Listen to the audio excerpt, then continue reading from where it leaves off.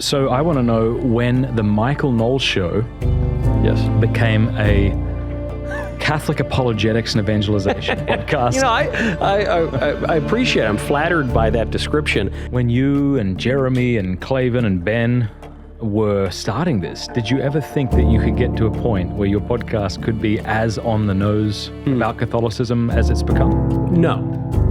Because, not because of even our view of political media necessarily, I don't know that anybody anticipated that Catholicism would come roaring back into vogue as it has. I mean, it's...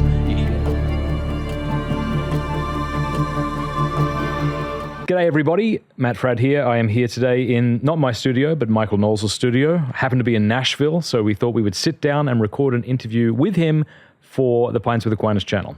Enjoy. Michael Knowles. Marvelous to see you, sir. What a pleasure. Thank you for coming to my studio.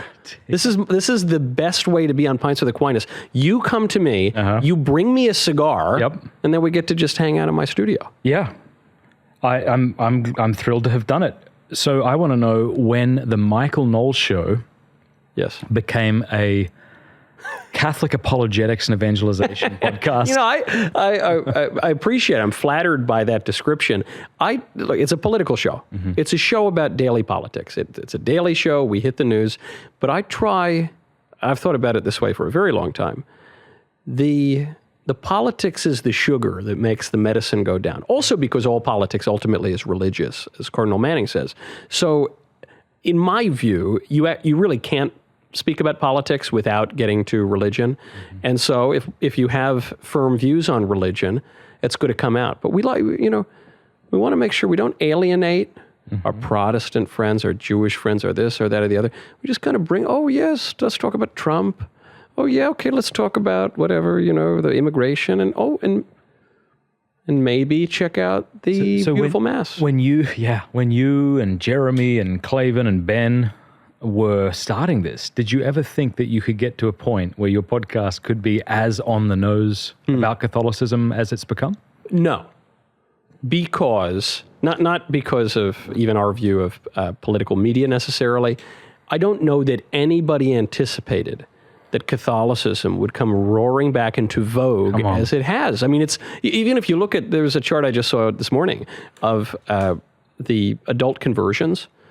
And for decades, it was just, and then turns around, and it's kind of this rocket ship right now. So I actually have an excuse. I would always kind of try to get it in there, at least in a somewhat subtle way. But now you really cannot speak about American politics or Western politics generally without speaking about faith, and specifically about Catholicism. No coincidence, we now have the first ever practicing Catholic vice president in America's history. We had a nominal one before, and we had a nominal Catholic president, but we have a guy who really takes it seriously now. That's pretty jarring in a country that Schlesinger said had as its deepest prejudice anti-Catholicism. Yeah. Seems like we have a pope who takes the papacy seriously too. Did you get that sense when he walked out on the balcony after you saw him a few days? It just seemed to me that here's a man who seems like he feels the weight of the papacy. The Mozzetta was a real cause for relief. And I'll tell you something else. We were sitting in my office here when the white smoke came up. And I had a bunch of people in my office who were looking at it. And I said, the name that I'm hoping for is Leo. I want Leo the 14th. Come on. Yes. And this was right before I said, and I tweeted it because I wanted it to be known that this was the name I was calling. But I wasn't even predicting it so much as that's what I wanted to say. Yes. Specifically because of Leo the 13th, though there are other great Leos too, including Leo the Great. But I said, this next pontificate, I think if it were a Leonine pontificate, that would be a really good sign. And sure enough, they're reading it in Latin, and you hear Leo. Then they named the guy. I didn't know anything about the guy. I didn't know anything about the cardinal, but I did know about the name, and I said, this is a very good sign. Then he walks out in the Mozzetta. I said, this is a very good sign. Then he, speaks a little Latin, Salve Regina. This is a very good sign. And the fact that he's American, I said, that's the only downside. I don't know if I trust an American pope. But I thought that's kind of cool too. It seems to me the most notable thing is that he's a normal pope. It kind of calls into stark relief how strange the past their most recent pontificate was. But before we get on the Francis hate and everything, I've been. I like that you just assume that we're going to go there. Yes, before we get naturally, it's inevitable. But the thing I have to say about the Francis pontificate, I reverted during the Francis pontificate. And I know a lot of people reverted during the Francis pontificate. And the turnaround in conversions did happen at the end of the Francis pontificate. Whether that was because of something Pope Francis was doing, whether that was in reaction to something that Pope Francis was doing, I have to be grateful to the man for that. Yeah. I want to take a pause and compliment you on your cigar. So I do like a Maduro, and this is a double Maduro. Yes. I like the kind of nice vinegary, harsh taste. It's beautiful. Some people they just smoke Maduros. They just love them. And a Maduro, for the audience that doesn't know, is a very dark wrapper, a more mature wrapper. This is a double, so it's got a Pennsylvania broadleaf wrapper. Very, very hard to get these days. And I knew when I started the company, I wanted a broadleaf wrapper because it's American, and it's just a beautiful, beautiful kind of tobacco. The wrapper is Maduro San Andres wrapper from Mexico, and then it's a Nicaraguan blend of fillers. It was very hard to source. We couldn't do it for a while. Finally, we're able to come out with it. So now we have the Dawn, Dusk, and Dream. Beautiful. And I've run out of times of the day. So the trilogy is completed. There's a lot of Christian imagery, including the Trinity there. And so now we'll move on to some other one for our next release. But it's great. And now, for the Pints with Aquinas cigar, I'm not blowing smoke. I think I've told you this before. Yeah, and you don't have to blow smoke. You can just say it's... I loved it. When you sent me the samples, I said, look, I'll smoke a free cigar. It's my favorite kind of cigar, is a free cigar. I thought it was terrific. The thing that you did very, very well, too, the ring gauge is perfect. Yeah. People these days want to smoke like a big baseball bat. In fact, I put out a Gordo cigar because the market loves it. Yeah. I can't do it. I like a wide Churchill. I like something a bit bigger than that. Yeah. People, look, it's very, very popular. Ask me about my cigar, because I've obviously memorized everything about it. Go. Hold on. Let me see. Can I tell you what's in? It's Nicaraguan, right? Nicaraguan manufacturer. Yeah. Okay, well, all right. I'll tell you. What is it? The Pints with Aquinas Toro features a rich, toothy Mexican San Andreas Maduro wrapper, which veils a Corojo 99 binder and long filler from Jalapa. Is that how you say it? I like your... I got that so wrong. Jalapa and that one. Esteli. Yep. Expertly crafted at Aganorsa Leaf. The Pints with Aquinas Toro. Anyway. I love it. Aganorsa Leaf has great tobacco. This is great. Now, but I wanted to ask you, since I know that you would know the answer to this, how do I promote this cigar without promoting the cigar? Because if I tell people right now on our YouTube channel, which I would never do. Yeah. So don't even say that. Very don't tricky. even say don't do that. It's very tricky. Now that I've been in the cigar industry for 24 months or whatever. So cool. You're not allowed to promote it on YouTube. Yep. Now, if you and I were dealing the devil's lettuce, a little sin spinach, the Peruvian parsley, you know what I'm talking about? Get it, Haitian oregano. Okay. If we were selling that, I'm sure we could take out big ads on YouTube. There'd be no problem. All right. Well, you pitch the Pints with Aquinas cigar in the way that won't get us banned. Like, yes. Tell me so I know what to say. I think this is an absolutely marvelous cigar, Matt. You know, the Pints with Aquinas cigar? I think it's absolutely marvelous. That's it? And do you own a cigar lounge? Oh, I do have a lounge, and that lounge does have a website. Can I say that? It has. That does have a website. It does. Oh, interesting. Yeah. Because this is a great cigar. Great. And you made it kind of out of your lounge. It's like the house cigar. Yeah. And it's the Pints with Aquinas cigar. That's right. It's very good. And the lounge is called Chesterton's. Is it? Okay. Yeah. And not that I want anyone to buy it, but 100% of the money goes to the brick and mortar lounge. That's really good to Chesterton's. Yeah. Pints with Aquinas cigar. I see. That's how you do it. Is that it? That's cool. Yeah, well done. Well, just make sure you don't tell anyone to go buy it. I would never. Okay, good. No. I'm glad we agree. How were you shocked at how much... By the way, I will never be a competitor of yours, which is why it's safe for you to promote my cigar. But were you shocked at how the demand was? I was, actually. And I had high expectations for the demand. So we released the cigar end of October 2023. And I had been working on this for about a year at this point. It was providential the way the whole thing came about, and we blended it for a long time, and I was so obsessive. It was so awful to deal with to actually blend it. But I felt we dialed in the blends just right. So I said, okay, we're ready to launch. We had 57,000 cigars, I think, day one, which should have gotten us at least through Christmas and New Year's, and then in Q1 of the next year, we would have had to deal with restocking. But we were planning on about a 4-month supply. One day. It was one day. all gone. Now you say, great problem to have, right? Oh. Yeah. But then you got a lot of angry people wondering where they're... A lot of angry people missed Black Friday, missed Christmas.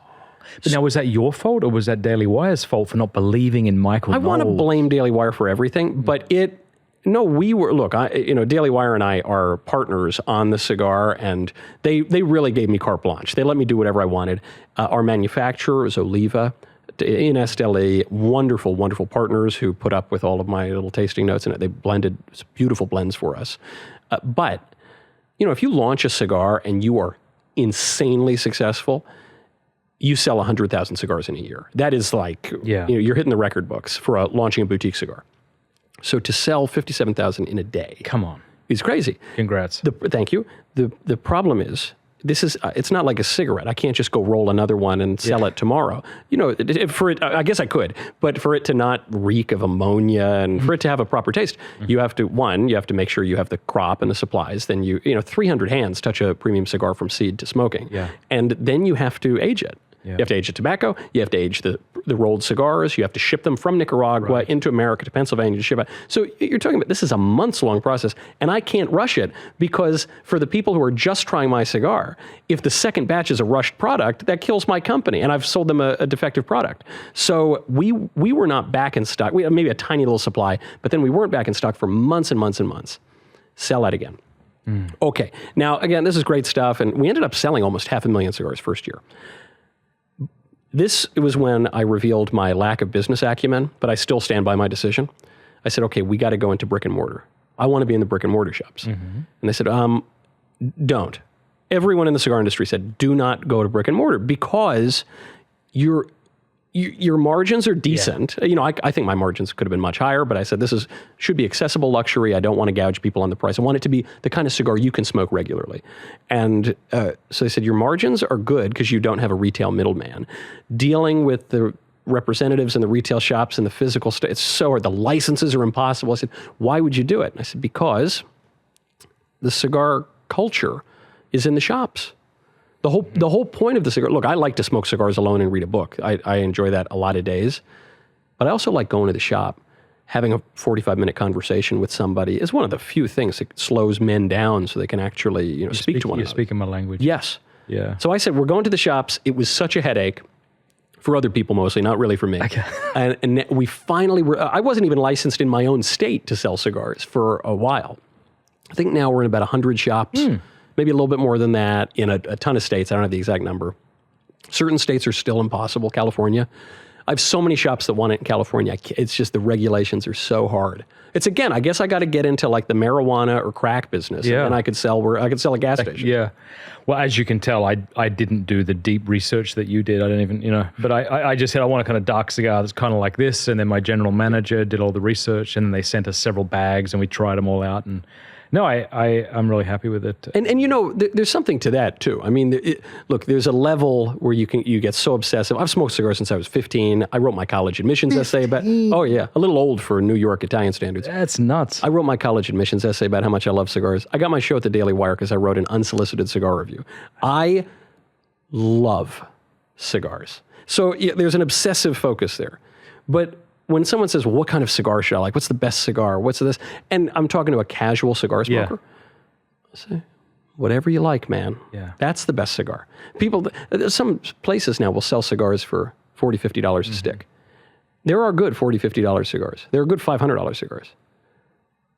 They're few and far between. And if you're smoking a stick that's $8, the harder to find these. And you're happy? And you are happy, that's the best cigar. That's the one, so the fact that you said, look, I want this to my taste. Oh yeah, this is good.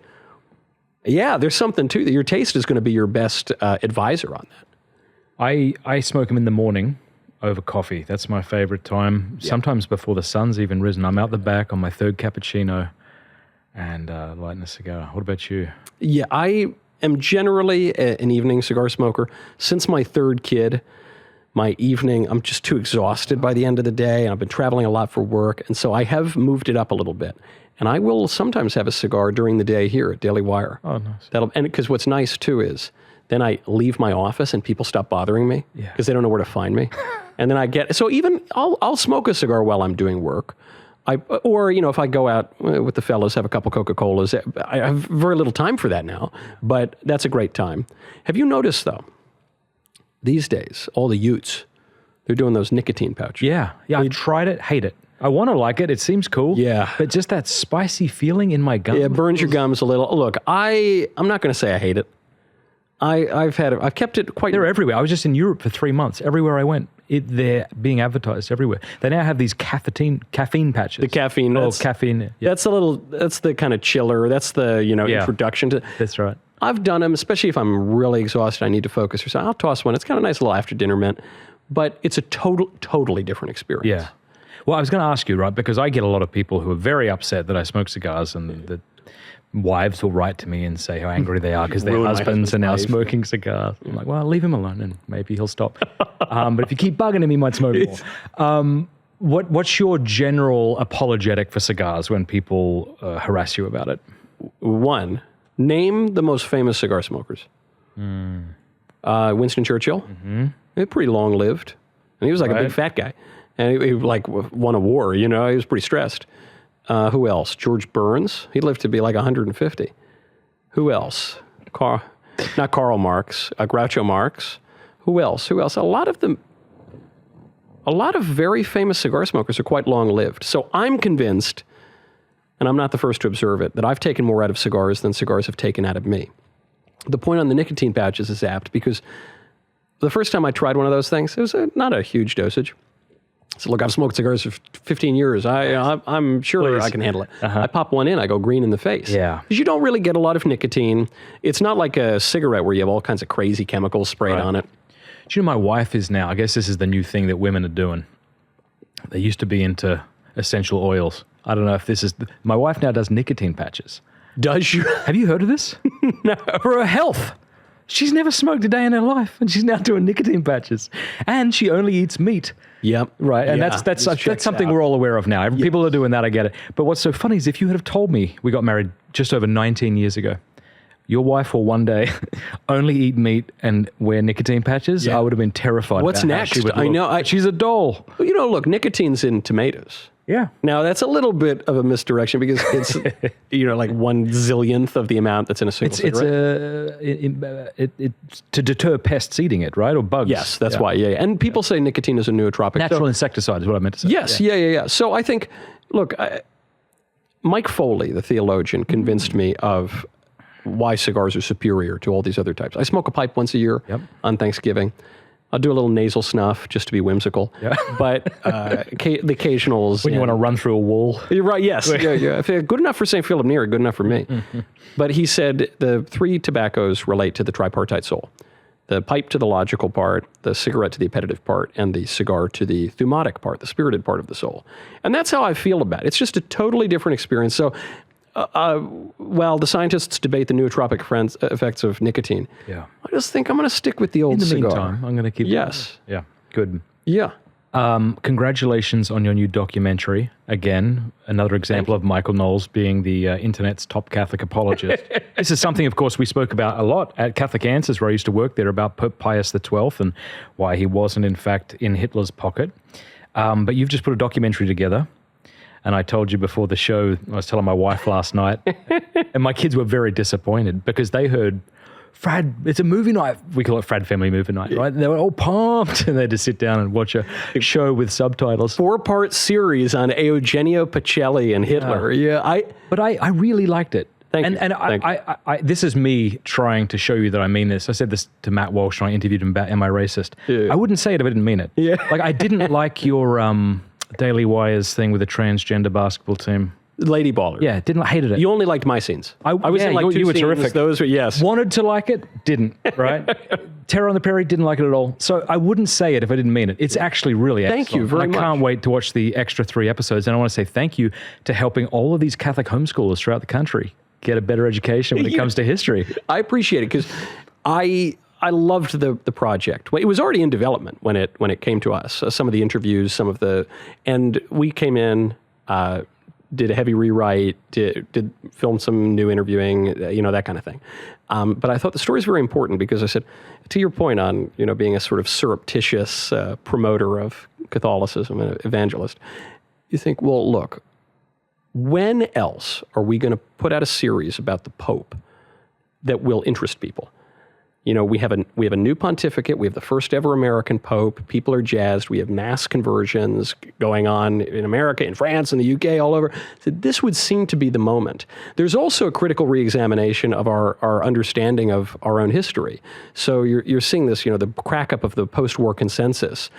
That has many very good qualities to it. It's got some bad qualities too. You know, I mean, they're kind of the same lies that you've heard for years. You know, that the lie about Pope Pius XII is that he was a collaborator with Hitler. Mm-hmm. But there are other lies that, Hitler was amenable to Christianity or something. And you think, well, look, just because the communists were bad doesn't mean the Nazis were good. And the historical fact is Pope Pius XII and Hitler were enemies. I mean, Hitler wrote in a letter to Franco that he considered Pius XII his personal enemy. Yes. He said that it was reported by, I think it was in Goebbels' diary, that after the war, he intended to destroy all of the Christian churches, including Protestant churches. We know that Hitler constructed a kind of positive Christianity, which was just Nazi Christianity to after his own image. So these things are all real. I mean, there were distinctions between Hitler, Mussolini, and Franco, of course. But we had the opening of the Vatican Secret Archive, now renamed the Vatican Apostolic Archive, and so we can read a lot of documents that we previously didn't read. We can see a lot of letters from Jews, for instance, who were saved, many Jews who were saved by the intervention of Pope Pius XII, thanking him immediately after the war. So the notion that he's Hitler's Pope is a preposterous calumny. And we also know that the man, his job before he was Pope was that he was a diplomat. He was the Vatican's top diplomat. And before that, he was the diplomat in Germany. So he was intimately involved with the lead up to the war. It was the KGB, I think, who helped fund that play. What was it called? The Deputy? Mm-hmm. To try to discredit the largest, most organized vocal opponent to communism. And I think that's how it began to spread. But listen to this. I found this quote. You remember Jack Chick, infamous for his anti-Catholic tracts? Sure. Listen to this. He said, when World War II ended, the Vatican had egg all over its face. Pope Pius XII, after building the Nazi war machine, saw Hitler losing his battle against Russia, and he immediately jumped to the other side when he saw the handwriting on the wall. Pope Pius XII should have stood before the judges in Nuremberg. His war crimes were worthy of death. I mean, this is bananas. So I think, you do have the kind of KGB pushing the narrative, and then that's picked up by anyone else who might be anti-Catholic. The enemies of the church, which is everyone. I mean, you have to remember, 43, 44, Pius XII is a man alone. I mean, this is a man standing alone. He's the only guy who didn't leave Rome. He's the only major leader who didn't leave Rome. Mussolini was out. The King of Italy was out. There's good evidence, I think, Hitler was trying to kidnap the Pope and take him to Switzerland or Liechtenstein, probably execute him. Pius XII was prepared for that. He had a resignation letter in his desk such that, had he actually been kidnapped by the Nazis, he would have immediately renounced the papacy. There would have been a new pope. They would have just had a simple priest on their hands. Wow. Yes. I didn't know that. Yeah, but he's standing there and he refused to leave for the Orbi et Orbi, for his own people and for what that means for the faith around the world. And ultimately, the Nazis don't go through with the plan. Some have cast doubts on how serious Hitler was about it, but we do know one consistent perspective, which is that Hitler was out to get this guy from the very beginning. That never changed. We know, of course, that Pius XII was working in silence and underground to save many thousands of lives, open up convents to Jews in particular, but people who were being persecuted by the Nazis. So he actually sheltered Jews in the Vatican. And Castel Gandolfo. Yes. Some 800 Jews were being put up at Castel Gandolfo, like in the Pope's bedroom. Okay, so and these aren't which generally would be a lovely place to vacation, but with 800 people, under certain circumstances, it's not so great. Yeah. So it's and he's as the Vicar of Christ, he's got so many layers of responsibility. He was protecting Jews in particular around Rome. When during the Roman deportations, was passing false documents and things like that to help them escape. But you're in Pius's position. What do his critics want? They want him to get up there and say, I oppose the Fuhrer or something. To give some look, he was actually... Look what happened in the Netherlands after that happened, right? Yes. Which archbishop was that? I forget. He was an archbishop in the Netherlands. They were told secretly by the Nazis not to publicly oppose the mass deportation of Jews. Yeah. They didn't go along with that. It was read in every parish. And then Jews started getting arrested and getting shipped off to gas camps, like Edith Stein was one of them. Yeah. So that's what happens when you stood up and spoke publicly. And by the way, in the lead up to the war, there were ample public statements, criticizing Nazi ideology, not the least of which is Mit Brennender Sorge, by the encyclical in German, rare encyclical. By Pope Pius XI. By Pius XI, while Pope Pius XII is the Vatican Secretary of State, one of the top advisors. Tell us about that. It was written in German. Yes, because it had to be smuggled around in order to have wide reach. But this was not merely an encyclical for the ages like all the rest of them in Latin. This was meeting the urgency of the moment. You can read it right now online if people are interested. Yes, that's right. It's right on the Vatican's website. And so I think when you see this sort of nonsense, there are kind of two calumnies of Pius XII. One, that he was the silent pope, and the harder one, like that nonsense you just read, which is he was Hitler's collaborator or something. Yeah. There are very few things that Pope Pius XII, Adolf Hitler, Francisco Franco, all of these people agree on. One thing they all agreed on is the Pope and Hitler hated each other. They were enemies.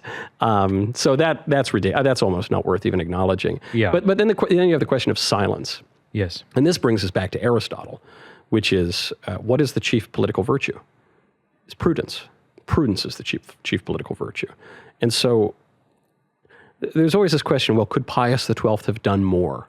And actually, one of the great men who we interview in our series, won't try not to spoil too much of the series, but says no. I love emphatically no. I mean, this is because we're sitting here in our armchairs. We say, well, if only in 42 he had done this. Oh, if only in 44 he had done this.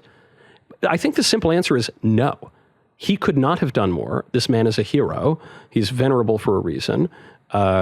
His cause of sainthood should be advanced. Not that anyone asks my opinion, but he really demonstrated extraordinary heroic virtue, and he's one of the best men of the 20th century. And were there notable Jews who converted to Catholicism because of... Oh, yes. Yeah. Including the chief rabbi of Rome or something, right. didn't he? Yeah. The name Eugene, I think. Yeah, that's right. Yeah.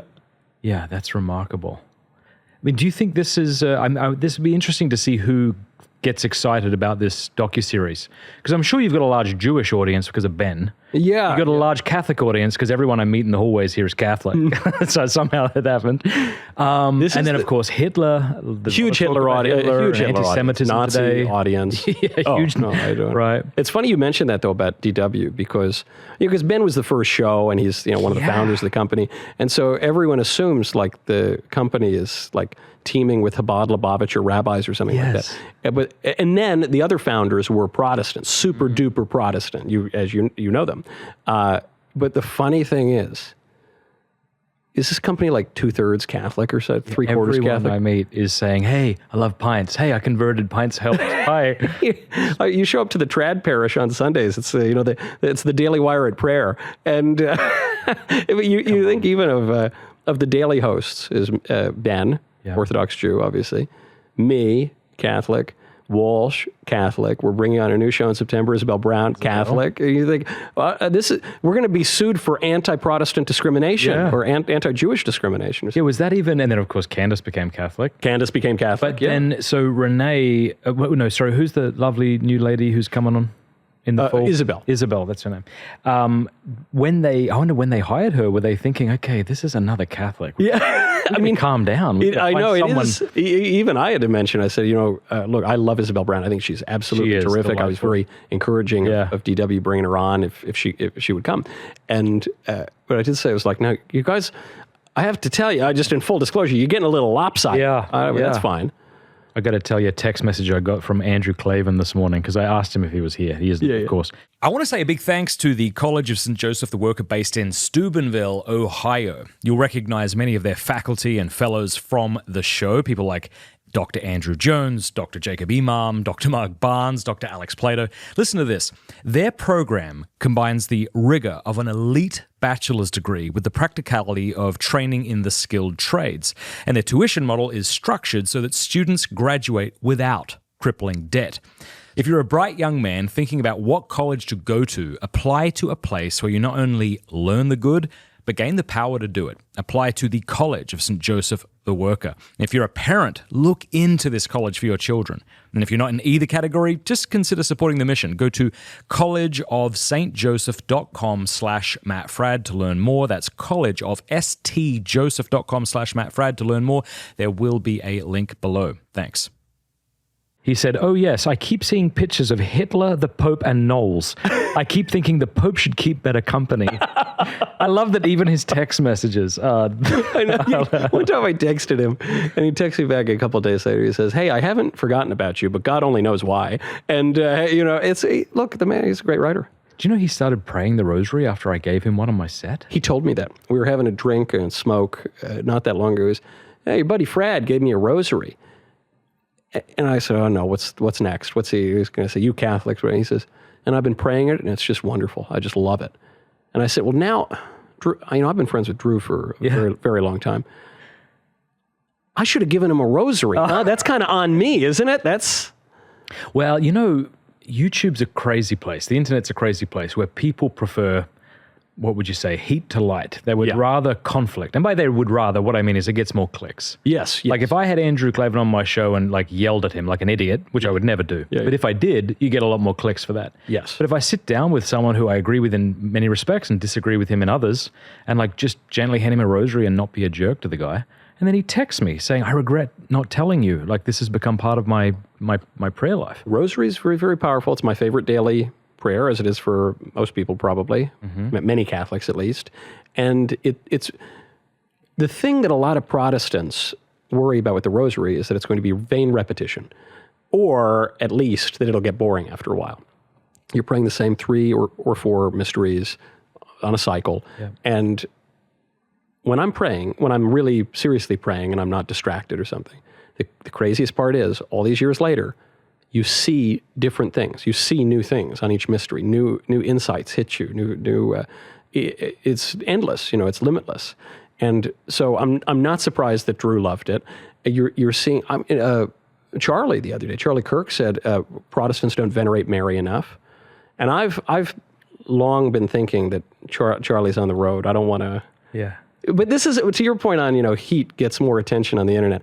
I bet my numbers would be a lot higher if I were more pugilistic with our friends. Obviously, we're all pugilistic with the left and the atheists and the commies and everything. But I think people love all that kind of conflict. But I look around, and especially being friends with a lot of these people offline, I think something's kind of happening. I don't want to disturb that too much. I want to kind of gently push a little and in the right directions, because the wind at the moment is at our backs. The spirit appears to be on the move. Mm. Yeah. It reminds me, the conservative movement, I like to kind of analogize to the trad movement in the Catholic Church. And I wonder what would happen if the trads...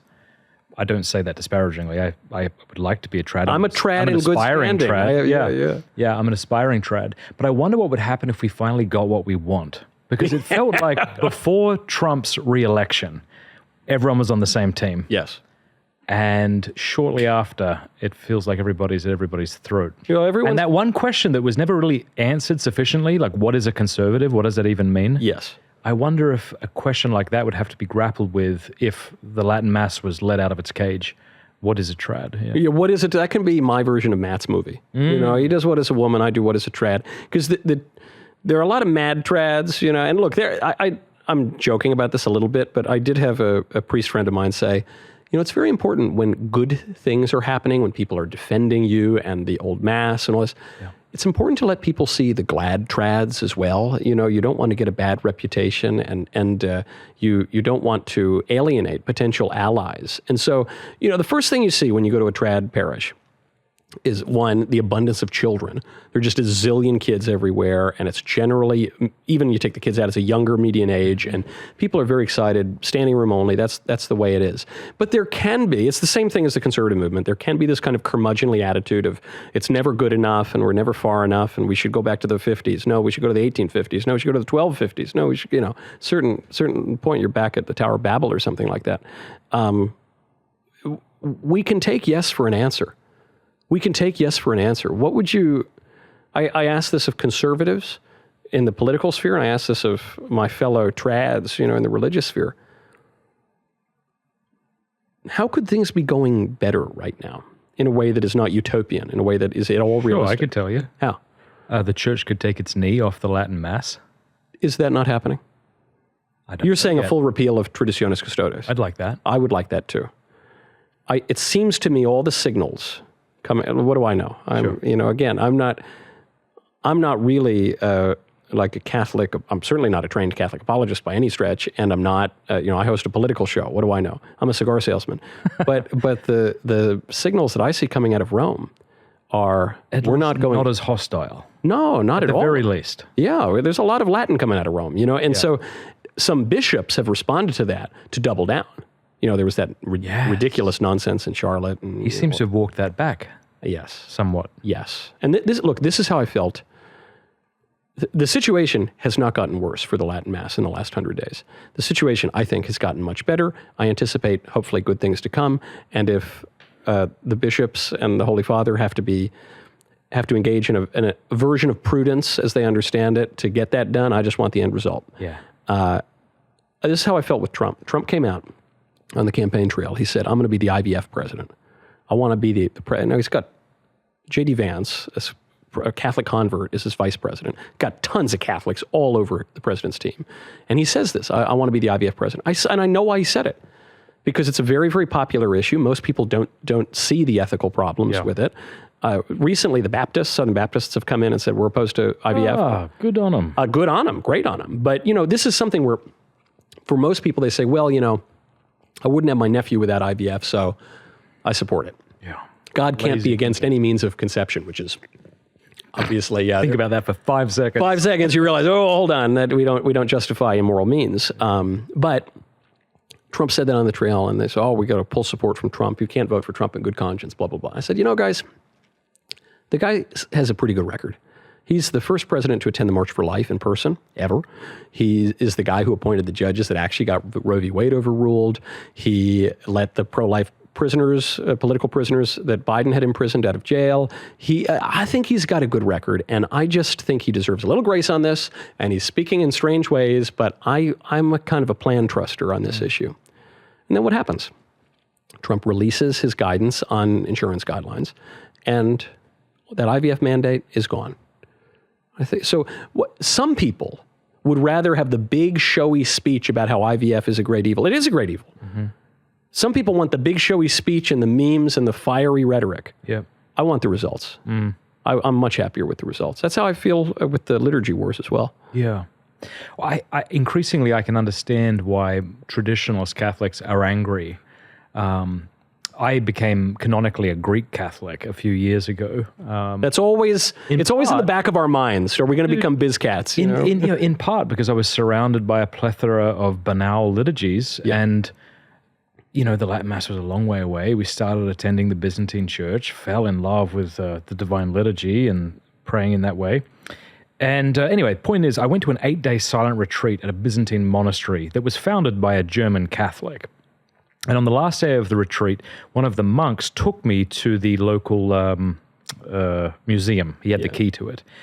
And I was in there, and I saw all of the Catholic regalia, all the things that I don't even know the names to. That's how Novus Ordo I was all the way growing up. The beautiful canopy for the Eucharistic processions and beautiful and serious-looking rosary beads and vestments. And I was sitting there, and I felt angry because this... And I don't mean to belabor it, but it was taken from us. Yes. We didn't have a say in it. And then we see it and we say how beautiful it is, and then we're told that we're very rigid. And then I think the other thing too is sometimes you can explain something again and again and again, and it feels like people aren't listening, and then you start getting angry. Yeah. And so I'm kind of sympathetic to the mad trad, I think. Yeah, look. But I also agree that it's probably not the most effective to bring in outsiders. Yeah, I'm not saying that there are never moments in my private study, alone with my thoughts, where I'm not angry about what happened. I grew up in the 90s. I thought felt banners were the most deeply traditional aspect of the liturgy. I thought that, who's that awful, Dan Schutte, the guy who done Eagles? Did he do Eagles? Or no, he did the other, what's the other one? I don't know what he did. Here I am, Lord. And those, I mean, I think... That was the stuff we were raised with. At least life imprisonment for anyone who performs those songs, at least. Maybe Pius IX Was style. he Catholic? I don't even know if he was Catholic. I don't know. Who knows? Who knows? But Should have been excommunicated if he was. But I don't know if you had this song. We are companions on the journey, Mercifully, breaking no. bread and sharing life. How can you listen to that and respect it? yeah, that... And it's like that anyway. That was my whole upbringing as a me too. Catholic. And I remember after Summorum Pontificum, I was in Rome, and I was studying in Siena, and I went down to Rome for a day. I said, I was an atheist at this point, but I said, okay, well, I at least want to check out the Mass. I go in, and I got the time wrong, so I was there for an Italian Mass. And I said, this isn't that different. This is just an Italian. Yeah. But then I waited a little bit, and then the extraordinary form started. And I said, this is completely foreign. I know nothing about this. It was back to back. It was a back to back, yeah. I forget where we were. And it might have been St. Peter's. I don't know, wherever it was. And so I went up for communion. I was not in a state of grace. I really didn't know anything about the faith. But I said, well, I'm here. Might as well receive communion. You know, I hope I've confessed that since then. And I think it was a cardinal who, you know, and I go up and I had my hands like this. That's all I was told. That is how one receives the Eucharist. Yeah. I didn't know. And he just he's looking at me. I'm waiting. And I went to ask him what I was supposed to do. He goes, bloop. Oh. And he sort of, and I said, oh, okay. Yes, that's what I'm supposed to do. That was probably the first time I'd ever received Our Lord on the tongue. Yeah. And I didn't think all that much about it. I said, that was weird. That was a weird thing, huh? And then when I reverted, which was about 3-4 years later, then I started to go to kind of more traddy Novus Ordo parishes with some chanting, with Ad Orientem. Okay, and then only after that did I discover the traditional Latin Mass. It was so hard, it was so hard to find. And I thought, you gotta be kidding me. You gotta be kidding me. This is also part of why I'm feeling pretty good, because then it did start to explode. And it was so small, it was so restricted, but it did start to explode. And it's, people would go to fraternity parishes and Institute of Christ the King and diocesan TLM if you could find it. And it was younger and younger people who were reverting, converting. It was really, and then there was a reaction to that. It was too successful and to restrict it. And certain bishops, were confused by the language of this strange letter and kind of didn't pay attention to it. And some took it as an excuse to punish the rigid, awful, terrible trads. I thought they were going to accompany. I just wanted accompaniment. I wanted adjournamento to the felt banners. I wanted a little adjournament, but anyway, they didn't like the spirit of participation in that way. And so they tried to restrict it some more. I think the cat's out of the bag, though. And if you talk to young Catholics, the ones who are having a lot of kids are the trads. And if you talk to seminarians, they're all trad. You talk to seminarians, I look like Hillary Clinton or something. I mean, it just seems to me the traditional Mass, or something approximating it, is the future of the Latin Rite. It's just simple as that. Yeah, there's a fella named Dr. Peter Kwasniewski, a fantastic author. He wrote a book called Turning Around. I may have got his last name wrong, actually. Butchered it. But he's terrific, and he's got a book called Turning Around, and it's responding to common objections to the Latin Mass. And he's of the opinion that the new Mass can't be fixed. Yeah. And the old Mass didn't need fixing. Yeah. But, okay, set that aside. It's been interesting to see that even within the Novus Ordo, if you think this, I would think of the revolution that took place after the council as a sort of wound to the church. You think of all the craziness that went on with that kind of music, the felt banners. I played Metallica at 2 different masses growing up as a teenager before my conversion. And and part of me feels ashamed, but then no, it wasn't my fault. I don't know anything. I'm supposed to be taught. You're not supposed to let me do this, Anyway, the point is that it feels like in every aspect in the Novus Ordo, there's this healing to that wound, right? Back in the 90s, no one was doing it where I was. There was no incense. Right. There was no Latin. Yeah. People weren't kneeling. Chanting.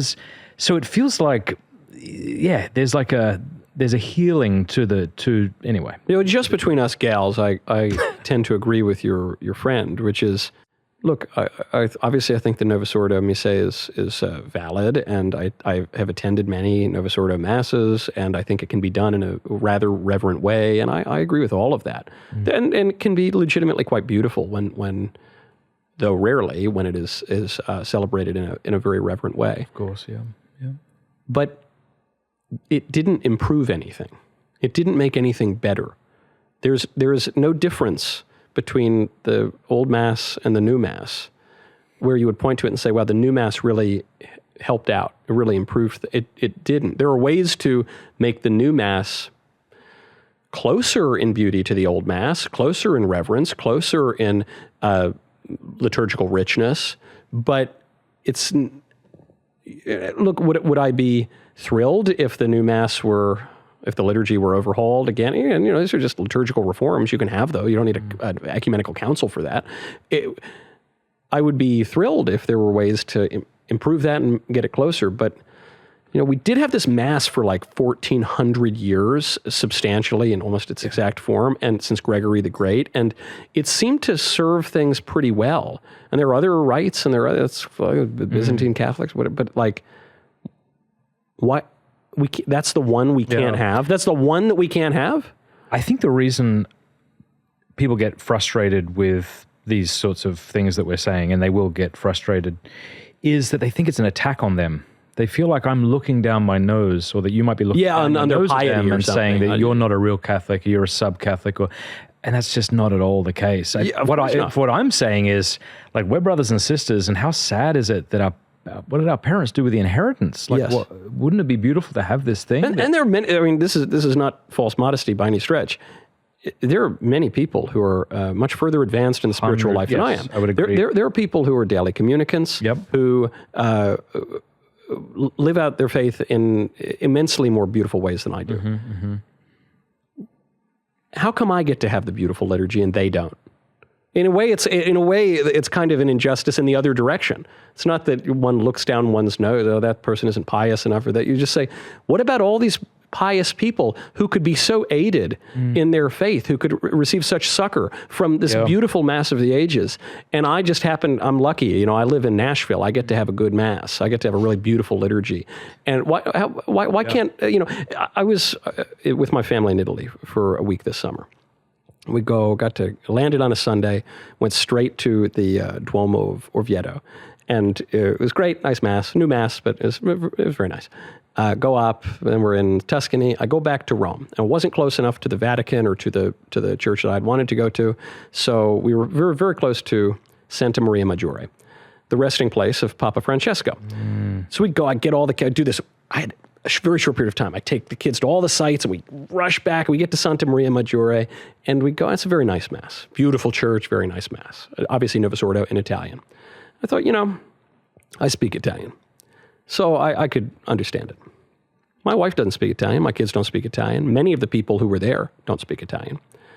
And I thought, how ironic. The whole point of the widespread use of the vernacular was to make it more accessible to everyone. I said, 60 years ago, people who came to Rome, who went to a papal basilica, would be able to experience the Mass even right by the Vatican. And it would be substantially the same Mass that they have in their home parish. Maybe a little more ornamented, maybe a little, but they would feel an immediate recognition of the Church Universal. And now that we're apparently encouraging participation and welcoming people and all this, now most people who attend that Mass have no idea what's going on. I happen to speak Italian. I thought, what a pity, what an injury really that was done to the laity, not to mention the clergy. If you are a Catholic and tired of dating apps that feel, well, not very Catholic, there is a better way. It's called Catholic Chemistry. It's a dating site and app for intentional Catholic dating, made for Catholics by Catholics, designed for real intentional Catholic dating. Go to catholicchemistry.com/Matt, and if you love it, use the promo code MATT for 20% off optional upgrades. Yeah. Now, so what do you think the future is? I know you said you're a cigar salesman, but let's speculate. I once had a FSSP priest chatting with him over coffee. He said he would hate for the Novus Ordo to be done away with in the way the Latin Mass was done away with after the Council, because he thinks it would damage the faith of people who grew up with this. He's not saying he doesn't think the Latin Mass is superior. He's not saying he wouldn't like there to be a day where it was the Mass celebrated. But if overnight you've grown up, this is your tradition, and then you walk into a Mass that's no longer there. So suppose Pope Leo gives you a call. He says, your boss gave me that lovely baseball, and so I'll hear Was you that out. the most wholesome picture you That was so lovely. Ben shows up. So lovely. The Orthodox Jew in the Vatican, like a kid on, the first day of school. Hey, I got you this World Series baseball. Yeah. So suppose he calls you up. It's like, tell me what to do, Michael. Counsel me. Well, obviously it'd be great, and I don't give advice to the Holy Father, but it'd be great. No, he's asking you. Well, if he's asking me, then I have to. Are you going to reject him? I would not reject him. I would say this Traditiones Custodes would seem to have been ill-advised. So get rid of that, certainly. Summorum Pontificum, I think, was great. And look, you say that this fraternity priest suggested, well, you wouldn't want to get rid of the Novus Ordo in the way that the Mass of the Ages was done away with. I say, yeah, well, maybe not. Was it Lewis or Chesterton who said, when you're going down the wrong path, the most progressive man is the man who turns around and goes in the other direction. Yeah. That liturgical reform, which is not intrinsic to, the way the liturgical reform was done is not intrinsic to the Second Vatican Council. You don't need to say much of anything about the Second Vatican Council. Plenty of things called for by the Second Vatican Council that were completely ignored by the so-called reformers. You just say, well, look, it didn't work. It was a fine idea. They tried it. They thought it was going to increase all these wonderful things, and it just didn't happen. So get rid of it. I mean, the Holy Father has a lot of authority here. Yeah, but how many priests in the world now have to learn the Latin Mass? There's got to be some kind of... they should learn it. They should learn it. I agree. Overnight? Now, I think they should learn it. They had to do it the first time. They had to do it in the 70s. No, I'm saying overnight. That's the thing. If you just said the Latin Mass starts tomorrow at 12 and that's it. That's what they did with the Novus Ordo, isn't it? I mean, when they say, how could we expect people Well, to it's a lot easier for a priest who celebrates the Tridentine Mass to then learn the Novus Ordo. I mean, that's true. Although, if you look at the seminarians coming up, I don't know, their Latin's probably as good as their English, a lot of them. I've been really heartened by the seminarians I've been meeting. I was at the NAC in Rome, and just good, normal man. Yeah. Good jaw-lined man. Yes. Just normal. With cigar smoking. Old book reading. Also talking about intimacy with our blessed Lord, and... mature, serious. I'm excited. And look, the idea of Summorum Pontificum was, we're going to open up. I mean, look, I love Pope Benedict, and I think he has a profoundly deep understanding of, forget about the church, even just of conservatism in public life, like how a conservative dispositioned person interacts with the world. And there's a lot of insight about human nature just in that. And he said, look, we're going to open up the Mass. It was never abrogated, really. These were mistaken interpretations. We have a hermeneutic of continuity, and we're just going to open it up a little bit. And then the Novus Ordo will benefit from exposure to the Old Mass, which it unquestionably has. I mean, all the things that you were saying that you didn't have as a kid, we do have now in the Novus Ordo.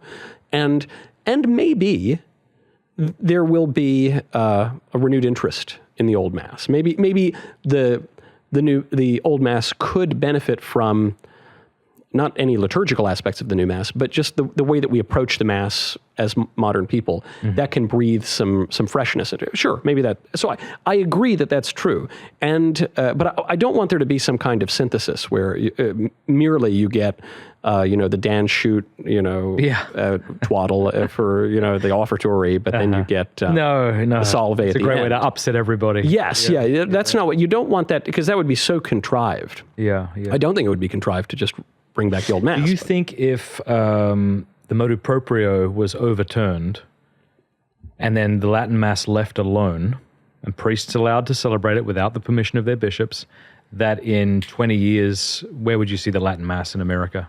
Would you think it would be... I mean, I can't tell if I'm in an echo chamber or not.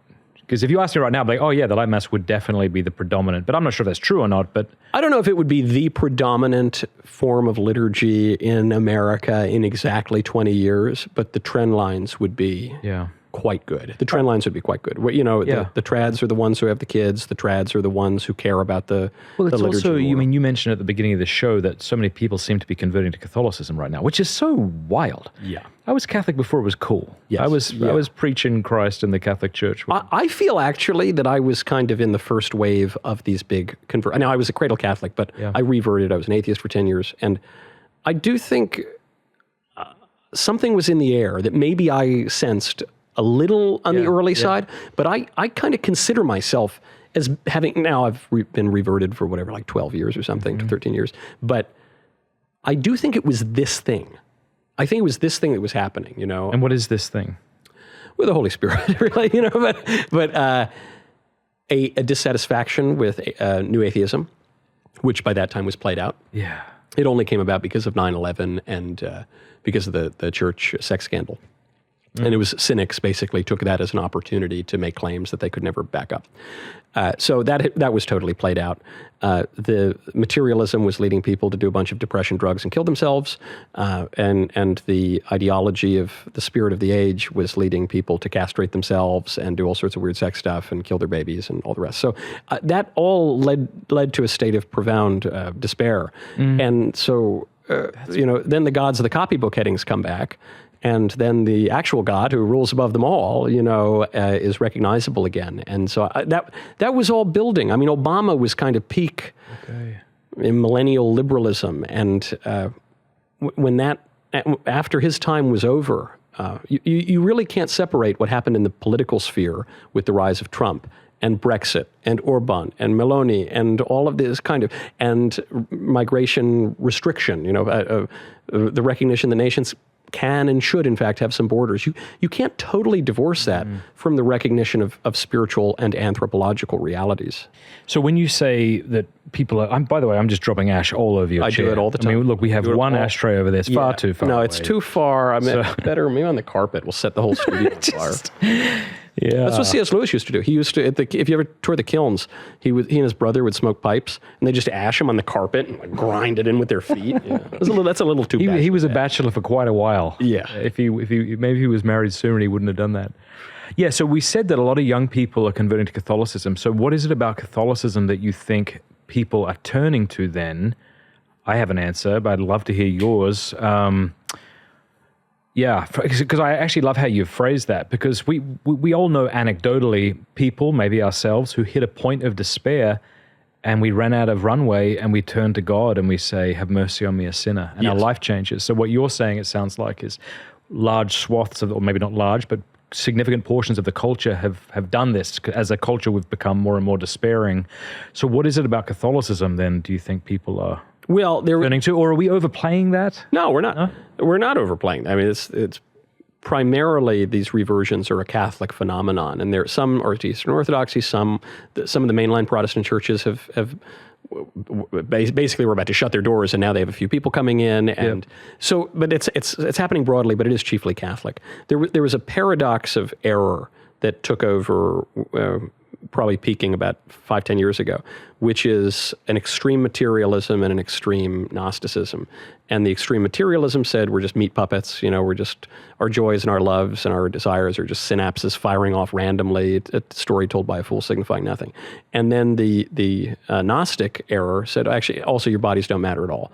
And you can be whatever you think that you are, and that was the transgender ideology and the obsession, the fetishization of technology and the virtual world. And that reached its apotheosis during transing the kids and COVID, when we were all living on Zoom.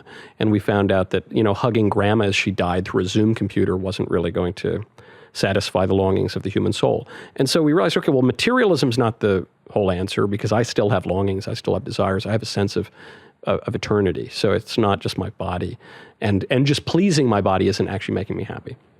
And then we found out the Gnostic thing is wrong, because we found out, no, we actually have bodies, bodily needs.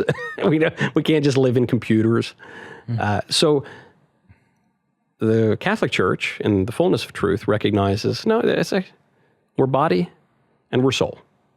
And we're both of those things. And we're like the beasts in that we're bodies, and we're like the angels in that we're intellect. And our faith is incarnational. So I remember I was talking to a friend of mine during COVID, He said, Michael, actually, I kind of like COVID because the churches are closed, but, that means we're just all watching the church. He's Baptist. He says, we're watching the church service at home. And it's really nice. The church isn't a place. And I said, well, it's also kind of a place. Like, it's not a place, but it's kind of a place, right? And it's kind of, and so I think the fact that Catholicism is sacramental and is the fullness of sacramental theology is attractive because we're starting to recognize now, I need to be in the physical world. I started a cigar company in part because people need to be in the physical world.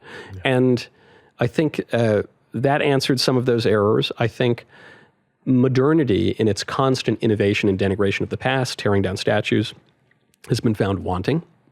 I think people want a connection with their past. I think we live in a deracinated time, and people want some roots. I want to know what that word means. It's a great word. I mean, uprooted. An uprooted time. Yeah, deracinated. That's excellent. Yeah, that's right. It's a great one. If you say it at a cocktail party, people think you're very, very smart. Yes. I'm going to forget it in about 5 minutes right now. But we're living in that rootless time. As a matter of ideology, we have been cheering that. I'm a citizen of the world. I'm whatever. Screw you, Dad. I don't have any connection to I'm just a radical individual. I think individualism has been found wanting, especially the kind that came out of the Enlightenment. And I think we have to acknowledge that came as a consequence of the Protestant Revolution, the notion that we're primarily individuals with entitlements and rights. I think that's been found wanting. I think we recognize, as Aristotle did, we're the social creature, we're a political animal, and we we're born to families. As the great philosopher Kamala Harris said, we're not fallen out of a coconut tree. Right. We're born to families, and we have duties, and we have obligations, and we have limits on ourselves. Yeah. That limitless utopia it shattered. And Catholicism is a religion that recognizes natural limits and recognizes apostolic succession and has authority. And it just recognizes all the things that are intrinsic to human life, and it perfects them in grace. During the 90s, there was a surge of Protestant converts. Yeah. Dr. Scott Hahn. Yeah. Jeff Cavins was a Protestant pastor, even though he was baptized Catholic. We could go on and on. But a lot of them talked about the shock they felt when stepping into a Catholic parish. They had read their way into the faith, and they get to the church, and they're wondering, why isn't this the way I had envisioned it? And maybe for them, it had to do more with how Scripture led them into the church. Mm-hmm. But I wonder today, the Gen Z folks who may have been, what was that word? Deracinated. Deracinated. When they come into a Catholic church today, what do you think they're expecting? I presume it's whatever they see on Instagram, all those glorious photos that look nothing at all like the parish in the local town. They show up to some suburban octagon. Well, that's my fear, right? But have you heard from Gen Zers who try to go to the Catholic Church and then they're confronted with something and they're not sure how to reconcile it? I want to tell you about Hallow, which is the #1 downloaded prayer app in the world. It's outstanding. Hallow.com/Matt Fradd. Sign up over there right now and you will get the first 3 months for free. That's like a lot of time. You can decide whether it's useful to you or not, whether it's helpful. If you don't like it, you can always quit. Hallow.com/Matt Fradd. I use it. My family uses it. It's fantastic. There are over 10,000 audio guided prayers, meditations, and music, including my lo-fi. Hallow has been downloaded over 15 million times in 150 different countries. It helps you pray, helps you meditate, helps you sleep better. It helps you build a daily routine and a habit of prayer. There's honestly so much excellent stuff on this app that it's difficult to get through it all. Just go check it out. Hallow.com/Matt Fradd. The link is in the description below. It even has an entire section for kids. So if you're a parent, you could play little Bible stories to them at night. It'll help them pray. Fantastic. Hallow.com/Matt Fradd. No, I meet a lot of them because I'll meet them at church. People who are traveling, who are interested in converting, and maybe it was something they saw on Instagram or a podcast, or there's something going on. And they'll say, yeah, I was raised Baptist. I was raised Presbyterian. Often I was raised with nothing. That's really what you get. Yeah. And I have a friend of mine, a great guy, evangelical Protestant pastor. His kids are converting, to Catholicism. I mean, it's just and he's cool with it. It's happening. And no, I find it's not that they're disappointed. Well, especially as you say, if they're coming from nothing. Yeah. Then even the standard Novus Ordo might be very impressive to them with its structure and ritual. And might serve a purpose, actually, too. And this is one of the nice things I'll say about our Protestant friends, is people can blame a lot of modernity on the Protestant Revolution, and I think a lot of that is fair. But given that now we've reached this point in modernity where people don't know anything anymore, and we've given up all the great treasures of our cultural patrimony. Sometimes to get back, you kind of need those guys as a bridge. I mean, there were a lot of Protestants that I liked reading and listening to in my reversion that I was more compelled by than some Catholic theologians who I just couldn't quite get there yet. Yeah. I stumbled over Marian dogmas and things like that, as a lot of people do. And so for the same way, if someone comes in and I say jump into the deep end of, a really full, high missa cantata and just go for it, you're going to get the full thing. But maybe for some people, going from nothing to a really well preached and reverently celebrated Novus Ordo Mass, even if it's at some ugly suburban monstrosity church from the 70s, maybe that's going to be a little more familiar, and it can lead you into other things. Beautiful. Yeah. Yeah, it is really, I feel really old. I think it's partly because I am. Increasingly, I'm noticing it's because of the reality. It's wild. Yeah, 42, man. Because you don't look a day over 41. Thank you very much for saying that. Yeah, because when I converted, I was 17 years old, and I was agnostic. The new atheism hadn't hit yet. So I was just trying to sound spiritual but not religious by saying those sorts of things. Dabbled in Buddhism, dabbled in anything that smacked of spirituality that didn't require anything morally, at least that had to do with sexuality. That's really what I was after. Yeah, I'm down on insider trading and racism, but if I can please be a sexual deviant and also feel spiritual, that's the religion I'm after. Well, this is a big part. The millennials were probably the height of hookup culture. Yeah. Maybe some Zoomers. 100%. Yeah, no, I think you're right. I'm millennial. What are you? I'm millennial. Yeah, I'm like on the upper. I'm in. I realized one of these cigars here. Yeah, I realized that I'm old because. Which one are you going for? The Dawn? You like the Dawn? That's great. I love this one. Yeah. That's our bestseller. Do you remember what I said? You probably don't. I'll just tell you. When I first smoked this, because you sent me a pack very kindly. People are always telling you what notes they're getting and and I got lemon pie. Yes, I do remember. Isn't that wild? Yeah. But I stand by that. I totally get it. Now that one, that's kind of, and it used to be, but talk about trends changing, used to be that cigar smokers wanted mild, lighter body, creamy, which is totally what you're getting there. No, totally. Then somewhere in the 90s, everyone wanted this like punch you in the face. Full I'm pepper. a Cuban guy. Yes, that's much more like yes. They don't ferment them as long, I suppose, or at it's more higher tobacco temperature. Yeah. Yes. I wish I didn't like Cubans because of the price. I really do. Well, especially now. Yeah. Yeah. Since well, now Chinese I can't afford it, yeah. but I still have some left in the humidor, and it's just such a delight. I know it's a good cigar. Sorry, we're getting back to cigars. When I exhale and then I want to breathe even in the exhale. Yep. I just want it to. That happened to me once. I had it was an old Cuban. This was many years ago, and it was so good that I'd blow it out, or I'd even put the foot of the cigar to my nose. My buddy and I, these were like really high-end cigars. We were just smelling it. It was great. But sometimes a cigar is just a cigar. So getting back to sex stuff, the millennials really fell into hookup culture, and that was de rigueur, and everyone did it. Think of the series Friends that our parents all let us watch. Absolute trashy. Don't get me wrong, funny. Yeah, it was funny. At the time, it doesn't hold up. I find that well. No. But I remember it at the time, and I do wonder, not to blame everyone else for my problems, but in my here we go. In my single days, I enjoyed the girls. But I wonder, is that because I'm Italian? Maybe. Is it because I grew up watching every episode of Friends, and it was just this? This was the behavior that was normal and was encouraged. This was the new American dream. Yes, Find an apartment in New York City and just fornicate. Date as many women as possible, and you think, now that's really looked on as very cringe, and so this is something that for the millennials. Sex, especially because millennials came of age when porn, really became a big thing on the internet, and so and you had all of the cultural institutions saying, fornicate, do the LGBT, I guess IVF was being normalized at that point. Like on every trans wasn't quite a thing yet, but it was like every front was pushing kind of crazy sex stuff, and it was the most like. Conservative version of it was just like fornicating all the time. That was like the most right-wing version.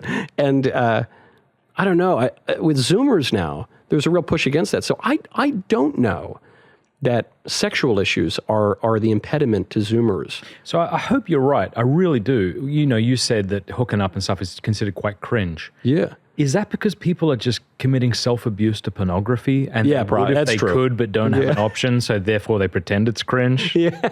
Yeah. You Like know, Nietzsche's ressentiment, where you demonize that which you feel yourself impotent to attain. Is that what it is? Or That's is there some interesting. real virtue? well, because people are drinking a lot less, and Republicans are leading the charge. It's something like less than half of Americans this year have had a single drink, American adults. How much, what's the marijuana thing called? THC. Not CBD, but the other thing? THC. Yeah, how much of that? Yeah, right. Because some people are reading that. Sorry, I don't mean to be a downer. But But I agree, because swapping. someone said to me the other day, is it a good thing that Americans are drinking less? I said, well, it could be. If they had a problem, I guess it's a good thing. But I said, no, maybe that's a bad thing, though, because it means they're turning down the social lubricant, it's the sociable intoxicant that is actually the material effect of our Lord's first public miracle. Yep. They're turning away from that towards something that's even worse for their spirit and for society. Yeah. And so maybe you're right. Maybe they're hooking up less because they're, Because they looking can't. at porn or something. Yeah. I don't know. Yeah, but I mean, I don't know. You probably talk to younger people more than I do. I mean, is that your experience, or? I mean, there's probably even if it's not coming from a place of virtue and true chastity, even if that's not the case, there might be a desire for it. Yeah, look, La Rochefoucauld says hypocrisy is the tribute vice-based of virtue. And I always love that line. It's a little bit self-selecting. The Zoomers that I talk to are pretty hardcore, so I don't think they're looking at a lot of I was porn. shocked at this AmFest thing that you and I were both at last year. How immodest the women were dressed. It was really disappointing, actually. And then I'm also kind of a little disappointed, and I'd love you to push back on me here if you want, with the sort of the fascination with UFC in conservative culture. I find that really distasteful. Yeah, I've attended 2 UFC things. I want to like it. Don't get me wrong. I'd love to like it. In fact, if I watched it, I would like it. But if I watched porn, I'd probably like that too. Right. I don't think we should be watching UFC. No, I mean, look, I'm torn on it. I wouldn't like choose to. I mean, Well, okay, so you're torn on it. So give me the reason you might. I'm open to changing my mind. No. I don't know that you should, but Can I give you my basic argument? yes. And I don't know if it's a good argument, but I find it convincing even when smarter people show me why it's wrong. Yeah. Okay? Yeah. And that's happened. Yeah. Okay. And it's something like this. In order to inflict serious damage on another individual, I have to have a good reason. Yeah. Like self-defense or something. But sport, money, entertainment are not good enough reasons. Sure. So what about, do you like boxing? But see, no, I think the argument would hold for that. Of course, I like it. Yes, I'd love to watch it. It seems great. But it would be the same thing. But wouldn't you say with boxing, okay, they got bigger gloves. Sometimes they have headgear or not. I know, but people tell me that the injuries that result from boxing are far worse than UFC. I've heard that. I don't know if I've. So I don't know. I don't know if I've. Now, this is the what do they call it? The fallacy of the beard, where you're not sure when a beard becomes a beard, but it doesn't know what it. It's like, because the next thing is, well, what about football? And at that point, I'm like, I got no idea. But what about baseball? You can get dinged in the head. Yeah, I got no idea. It's not intentional, I guess. I mean, I got some answers, but I don't think they're terribly compelling. But I also think there's this second argument where, the reason back in the day bear baiting and cockfighting were banned wasn't just because of concern for the animals. It was because of the understanding that it would in some way vulgarize the masses. Well, and indeed, Yeah. the primary reason to ban cockfighting is because of what it does to people. Because people are really the moral agents here. We're not. So I mean, C.S. Lewis says this in I think in Mere Christianity. My favorite. This is delicious. Thank you. I'm honored. Yeah. But on UFC, I've gone a couple times for business, whereas there's like a business reason to go to it, and I think the way it's done, one could defend it as not being completely barbaric. They're not throwing these guys to lions or something, and these are trained athletes who are very skilled, who are engaging in a very technical art, rather than merely bludgeoning each other with hammers. 100%. The part that I have to walk out for, and I've done it now twice, the 2 times I've been there, when the girls fight. I hate that so much. I can't. I have to go clearly, I can't do it. That's clearly evil. Yeah. And how do we become a culture that celebrates women by watching them pummel each other? Yeah, I don't think women should be police officers, much less be, fighting in a sport. So I think, there's a fear of getting a little too prissy about everything. You know, I don't think we're calling to ban football. Although maybe, I don't know. Do you think we should get rid of football? No, I don't think that. No, but football, I mean, you can have just as many head injuries, if not more, than you could in the UFC or boxing. Yeah. But in fact, one of my favorite priests is a boxer himself. You know, Cool. it's good to be tough. And I think it's really cool. And I would love to learn boxing. And I'm open to martial arts, and I'm open to self-defense. And I love my son does jiu-jitsu. I'm all about a friend of mine invited me once. I trained a little bit at it to do Krav Maga, which I call jiu-jitsu. It's the Israeli jiu-jitsu. I tried it a little. Krav Maga, I called it too. But I don't think I've ever tried boxing. It's funny how that kind of got eclipsed by Brazilian jiu-jitsu, isn't it? Yeah. I think it was because of the UFC. Yeah. When jiu-jitsu quickly rose as the prominent martial art. It's because I was getting too good at the other one. So we got to do it. But you know, you want tough guys. I mean, there are too many pacifists in the church militant, as many a priest has pointed out. Yeah. Anyway, something to keep thinking about. I don't think there's nothing to my argument. When it gets dismissed like it's the stupidest thing ever, I'm like, it seems kind of reasonable. Look, the only sport that I really like is baseball, which is the only sport you can get fatter while playing, you know. So and bowling. And bowling, I guess, yeah. But then when I look at, so if you say, okay, look, football is not really much less dangerous than any of these actual, you know, fighting sports, or hockey. I don't know. You can get serious injuries in hockey. And then I look at the makeup of the spectators and of the athletes. I say, well, UFC, I agree with these guys on a lot of stuff. And I don't want that to be misinterpreted. It's not that one would just instrumentally say, well, I'll just go where my fellow travelers are, or I'll put up with some bad thing in order, in a utilitarian calculation, to get some good thing. But there is a good rule of thumb, which is that if the people that you generally agree with on generally important things all gravitate towards something, there might be a reason for it. You know, this is my defense of political parties. It's very fashionable to say, "Oh, I'm not really a Republican. I'm not really a Democrat. Oh no, I'm Mr. Special. I'm just my own political. No one's good enough for me." I think, you know, politics is a team sport. It's like when you're a teenager and people ask you what music you're into, and like you wouldn't know. You wouldn't know. Heard of it. And then as soon as that band becomes popular, you no longer listen. You wouldn't know, because if you knew, I would have to stop listening to that band. Yeah, that's it with political parties. I think no, it's politics is a team sport. You have to. In fact, it's very childish, I think. Just, I'm so good for this. I'm the most pure. I won't vote for this candidate or that candidate. It's the sort of thing that seems sophisticated, and then you realize, it's actually just this arrogant move. Terribly immature and arrogant. Yeah. Yes, navel gazing. I wonder if that is. I wonder your take on this. If that's in part happening to Daily Wire. My sense, as someone who knows nothing or very little. They tell me nothing around here anyway. Is that when Daily Wire came bursting out of the gates, everyone was cheering Daily Wire. Yeah. Now Daily Wire has become such this big juggernaut. Yeah. I wonder if that's partly why people are very critical, or can be very critical, of Daily Wire. I mean, it could just be that they're critical of certain takes that certain hosts have. Yeah. Ben. Right. Well, I've been critical of Ben's take since, before the Daily Wire existed, or whatever. Sometimes people hit me for something, or Drew, or Matt, or whatever. But yeah, so I don't mean to, there are plenty of reasons to disagree with individuals or roles. Sure. But yes, I think you're right. When people go after the Daily Wire as an entity in itself, it's kind of disingenuous for people to say, well, I hate the Daily Wire because Matt said this one thing that all the other guys publicly disagreed with, or Ben said this one thing that all the other guys publicly disagreed with. To me, that seems kind of silly. I do think it's a little bit Fox News syndrome. When you become the big player in the space, when you disrupt things, when you grow to be just a massive company that has a fair bit of influence, people start taking pot shots. Competitors start taking pot shots out of competition. And I don't even begrudge them that. That's what happens. But I think some of that is egged on by people who want to supplant the Daily Wire, or just take even if they don't disagree ideologically or something. I often wonder too. Again, I'm not really in the political space and I don't follow it, but I've heard people say the word conservative Inc. Yeah. And maybe there's something they're trying to say there. I wonder if it's more just a matter of envy, that I'm not as big as you, so I'm probably not as good as you, But if I can pretend that I'm the pure one and you're the corrupted one by just labeling you Conservative Inc., then I win. Well, that's the ink part, tackling your right? argument. I mean, the ink part, represents a big established corporate, meaning involving lots of people, like, corpus entity. And it's funny that now, talk about feeling old. I'm 35.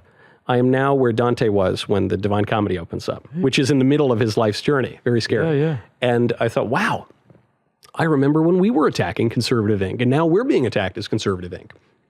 And that, to me, is kind of cheap because it's papering over the actual divisions that are ideological and philosophical or what have you. And so then I have to ask, okay, well, what's the disagreement over? Yeah. Is it over Trump? Trump is the big political figure of our era. Well, from the beginning of the Daily Wire, half of us hated Trump and half of us loved Trump. I was on the pro-Trump side, but that was a debate from within the Daily Wire. Is it because the Daily Wire is neoconservative? It's kind of hard to even quite pin down what that means because it's meant different things from Norman Podhoretz and Irving Kristol all the way to the present. But I don't think I would qualify as a neoconservative. I don't think Matt would qualify that way. Again, you'd have to even define it. Is it because the Daily Wire is libertarian? People can accuse me of a lot of things. They could not call me a libertarian. Is it because it's too authoritarian? Good luck calling Ben Shapiro an authoritarian or so, if people were making ideological claims, is it because the Daily Wire is too Protestant or too Jewish or too Muslim or too Catholic? The only thing we might be is too Catholic, but that's not usually the argument. And I think, okay, well, maybe it's just, we don't like that these guys are really big, but that's natural. I don't lose sleep over that because, I guess that means you've had some success, and I'm very thankful. I'm very grateful that we've had success. Yeah. But I don't, when we try to drill down on what exactly are we talking about here? We don't like Trump now, we do like, what's the issue? Even, what are the big, the Ukraine war, we have a diversity of opinions on the Ukraine war. The Israel war, we have a diversity of opinions on Israel. I think people would accuse or suspect that you aren't as free to express your opinions on Israel as other outlets might be because of Shapiro and what happened with... Yeah, no, that's what they say. I mean, the funny thing about that... Truthfully is a groundbreaking Catholic AI app built to help you know, live, and defend the Catholic faith with clarity and confidence. Whether you're navigating a tough conversation, deepening your understanding, or looking for daily spiritual guidance, Truthfully is your companion on the journey. It's like if ChatGPT went through OCIA, got baptized, and made it its mission to proclaim the truth of the Catholic Church. But Truthfully is more than just a Q&A tool. It's formation in your pocket. Take audio courses on topics like the Blessed Virgin Mary, the Eucharist, Purgatory, and why the Catholic Church is the one founded by Jesus Christ. Each course is designed to be accessible, engaging, and deeply rooted in the teachings of the Church. You'll also receive daily audio reflections, short, powerful meditations to help you grow in prayer and stay grounded in your spiritual life.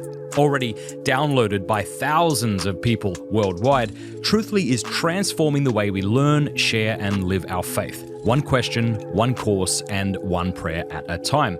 Start your 7-day free trial today. Download Truthfully on the App Store.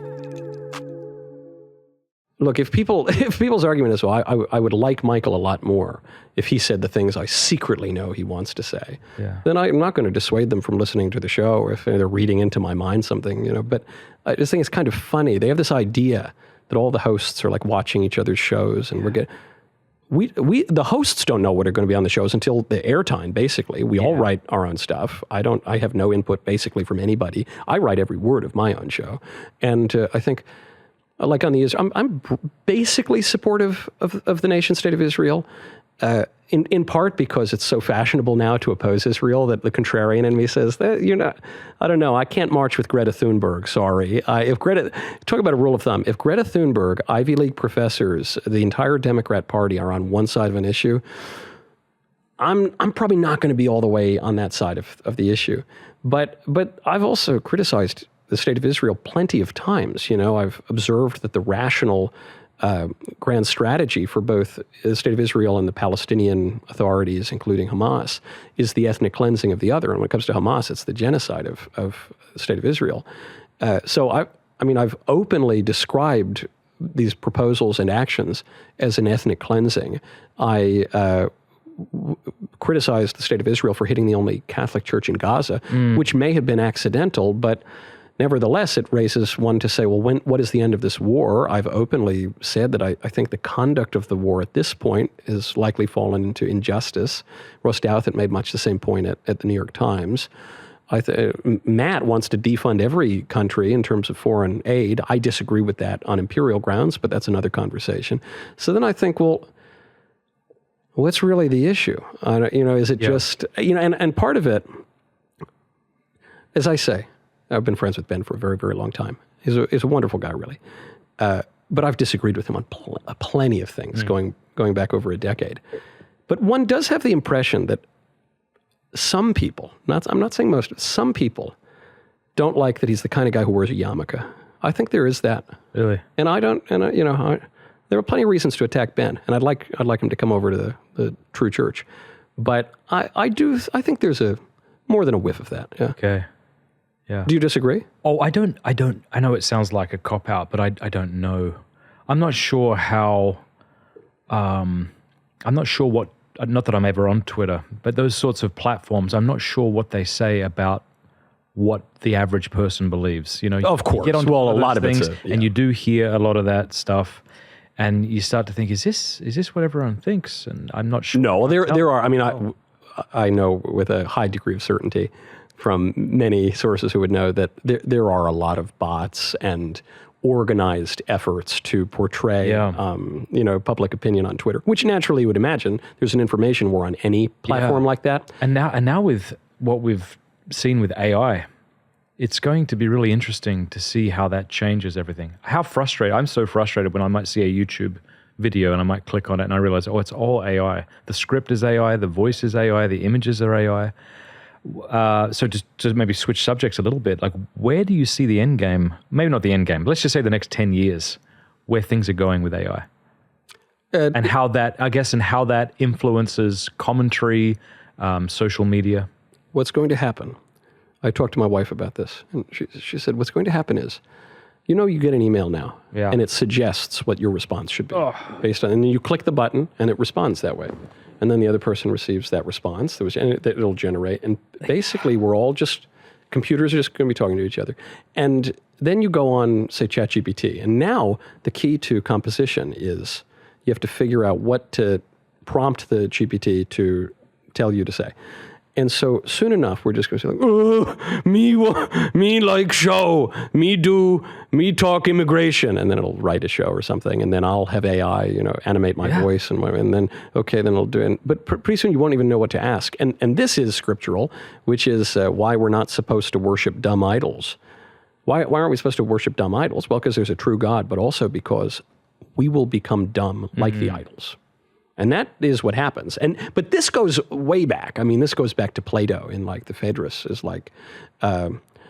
Socrates is relaying a story, a conversation of a king talking to the god of the arts who gives mankind written speech. And he says, this is very bad. This won't make written speech, books and things, won't make mankind smarter. The written words will make mankind much dumber. It will destroy wisdom because you're going to have all of this information readily available to you, so you're not going to memorize anything, and you're not going to internalize it. By heart. Yes, I remember when I was in school, taking it kind of full circle back to when we were students, I was told, you have more information available to you than Socrates did. You're smarter than Aristotle. But you haven't digested it now. You haven't digested, and furthermore, you don't know how to digest it. Yeah. You actually don't even know the questions to ask the GPT. Yeah. You don't even know the things that you should be wondering about that you would then ask the GPT to spit out to you. And that's pretty dangerous, because it plays to our pride, and so it grows our pride, and it makes us much, much dumber. Okay, final thing I want to talk to you about is I want to ask you, what would your ideal week look like? And then I want to ask you about your schedule, because I get the sense that you're quite extroverted. Yeah, a little bit. Yeah. I'm not at all. And I'm really impressed. And I think you obviously put in a ton of work. Just the idea of getting up every day, doing a show every day exhausts me. You know what? Look, Just the idea of it. I work. I do technically work all the time. I wake up early and I go to work and I stay long hours and I travel all over and I stay up late and I don't sleep that much. That's all technically true. But I don't have a real job. What is my job? I get to state my opinion. I get to debate people. I get to write. I smoke cigars for a living. But you're a smart fella and you do your homework and you're articulate and you give thought out. So, okay, so what does your week look like? When do you wake up? What's a typical day look like? So I'll wake up like, I don't know, 6:45 or something, stumble into the shower, have breakfast with the kids, have some espresso, sweet little Elisa, my wife, makes beautiful, nice meal, and then go to work, be here until whenever, I try to be back loosely around dinner time if that's possible, and then play with the kids, put them to bed, and then I'll work until 11 or midnight or something like that. And then When do you stop drinking coffee? I do 3 cups a day, double shot in the morning, single shots, one at about 11, one at about 2, and then occasionally a little nicotine break. Yeah. So not so bad. I do 6 shots in the morning. Do you? Maybe I should start doing that because I'm looking a little haggard. And the other thing is though, I travel a lot. Okay. I travel internationally. I travel all over the country. I give a lot of speeches, do a lot of debates, do some stuff with the government, do some stuff with schools, do some stuff with think tanks, do some stuff. And that is what's exhausting. Traveling a lot does kind of wear you down, but it gets back to my theory of politics, which is that it's all about people. It's all about people and being in real spaces with people and, shaking hands and learning, seeing things for yourself, not just reading about it on social media platforms, which can be extremely dishonest and are just propaganda, hubs. And so I think it's really important, and so I don't really cut back on the travel. Okay, but when do you spend time with Elisa? Yes, I saw her back in June, so I'm hoping maybe by September. Because my favorite part of my day, I'm going on walks with my wife every day, just being with her, hanging out, talk. I just love it. And you're saying you're working all day, you see her in the morning, and then you have dinner, and then you work all night. So, do you guys have a date night once a week? Or we try. Look, I try to. We have breakfast and dinner together, which is good. Occasionally, maybe we'll watch a little show or something, or before she goes to bed for like half an hour or something, I'll leave my office and we'll just kind of like hang out a little bit. Yeah. I try to travel with her if I can, though it's hard with 3 kids. Yeah. I have since made a point to start having a vacation again. I didn't do a vacation really for a long time. Okay. Vacation, very, very important. Do you have a rest day? Do you have Sunday? Do you spend? I try Sunday because it's a commandment. It's like a moral obligation. Now, the way I've Jesuitically gotten out of it, sometimes I have to write because I have a show on Monday. Yeah. And it's a news show, so the news happens on Sunday. And so sometimes I do a little bit of writing. I've heard that if it's not physical labor, you can sort of get out of it in a very... sure. This is something the Catholics and the Jews have very in common, is figuring out ways around. Right. But I try to have that day to, we wake up, we go to our nice, very lengthy liturgy and then have lunch. And that's kind of a fuller day with the family. I try to be very intentional about travel such that I'll always take the red eye, just about, if it means I can wake up at home. I'll do the day in, day out. I really try to minimize that stuff. And it means I have to be even more intentional when I see my friends. Because it's not the family that gets totally squeezed in this, it's the friends that get squeezed. I know they say it's about this age that you start, the friends get cut. Yes, because you just are but it's men have to have friends. Men have to have friends. There's this idea in our culture, it's so perverse, that the women have friends. First of all, women don't really have friends. But that's maybe a conversation for another time. But maybe if a husband has a social event, it's because the wife, gets it together with some... Bad idea, I think. A man needs a friend. And some guys say, well, I married my best friend. Sweet little Elise and I are like 2 halves of the same person. We're very... we have as much of a friendship as a man and woman could possibly have. But I don't like that phrase, I married my best friend. I have my best friend. I don't want to marry him. I I have two feelings on that. I mean, one, Aquinas says that marriage is what does he say, the greatest of all friendships? Yes. I don't like that phrase, my wife's my best friend, if by that you mean my wife is the person I come to for my emotional needs, and I dump all my stuff on her and have her make me feel better. Yeah. I don't think she needs that. No. I got a friend, I got a fella who I can do that to.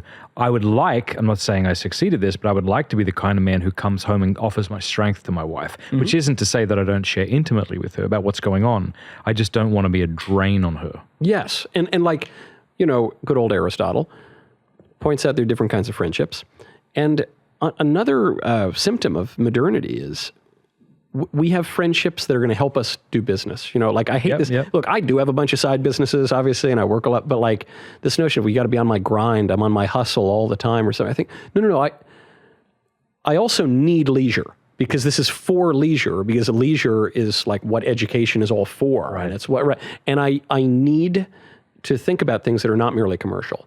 And so I don't want my friendships to be transactional. I work in politics and media. That's an occupational hazard. And I really make a point not to have transactional friendships because it's ugly. It's nasty. It's a Faustian bargain. You don't even really get stuff in the end of it.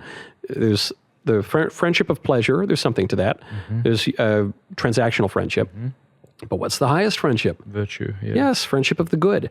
And that, I find, even when I'm really tired, I have to carve out, maybe not every week now, but I don't know, every few weeks at least, I'm going to go see the guys and we're going to have a cigar night. And we're not like sitting back watching the game. We're having very rich conversation, always over cigars, maybe over a steak and a drink. But I find when I have that and I stay 6 hours, I spend a nice, good long time. And I barely sleep that night, and I feel more refreshed the next day. And you just have to have. It's like someone who doesn't read. I don't have a lot of time for reading either, and it's part of my job. But if I don't read, I feel my mind just shriveling up. Yeah, I and do too. When you spend those 2 hours at night that you could be sleeping, reading, you'll wake up more refreshed. And I just think that. This is another thing. The Zoomers give me a lot of hope because they're kind of rediscovering that. They're rediscovering that men and women are different. They're rediscovering that God, in fact, exists. They're rediscovering that religion is not primarily about you. It's about God, and he wants to be worshipped in a certain way, and there's certain things that are true of him. And so they're recognizing they're recognizing, we actually... There's such a thing as the good life. There's and it doesn't involve scrolling TikTok on the toilet. Yeah. And look, I scroll as much as anybody, but I end scrolling and I'm tired. Then you and catch yourself. I don't want to become this person. So what if it's like I'm so far down on memes at this point. I'm like so I couldn't convey this to another human being. It would be incommunicable, And you put that down and you just read like 5 pages of a book. Yeah. You say, or when it's an author like a Chesterton, or a Lewis, or a John Henry Newman, or like some of these particular guys. When you can put the book down at the end of the night, you say, wow, I just had a marvelous evening with Chesterton. Yeah. Oh, hanging out with Jack Newman tonight. That really, I hadn't caught up with Jack in a while. Wow. Okay, that gives me, and by the way, that will help you in your professional life, and that will help you in all of the public sort of things you do. But it also just really nourishes your soul. Final question. What is the name of this documentary? Where can people find it, and why should they want to? Most important thing, because I was saying nice things about Ben, it kills me, nice things about Matt, but over the years, Matt and Ben have put out projects. Matt in particular, these 2 little movies. I don't know if you heard What is a Woman and I've heard of it, yeah. And they bring in a lot of people to subscribe to the platform, because you watch it on the platform. The Pope and the Fuhrer is available only on the platform. And then here I am. I don't bring in people to these big tentpole things. I, one, want to rub it in their faces that people have come over to subscribe to Daily Wire Plus for the Pope and the Fuhrer. But 2, here, another Ben example. Ben wrote like 1,000 books. And then I did a blank book called Reasons to Vote for Democrats, and I sold more copies, than like all of those books. And I love that, and I continue to sort of rub it in his face today. And I would love the idea that after all the big projects they've done, a 4-part docuseries on the venerable Pope Pius XII just like blows them out of the water on Daily Wire subscriptions. I really love that idea.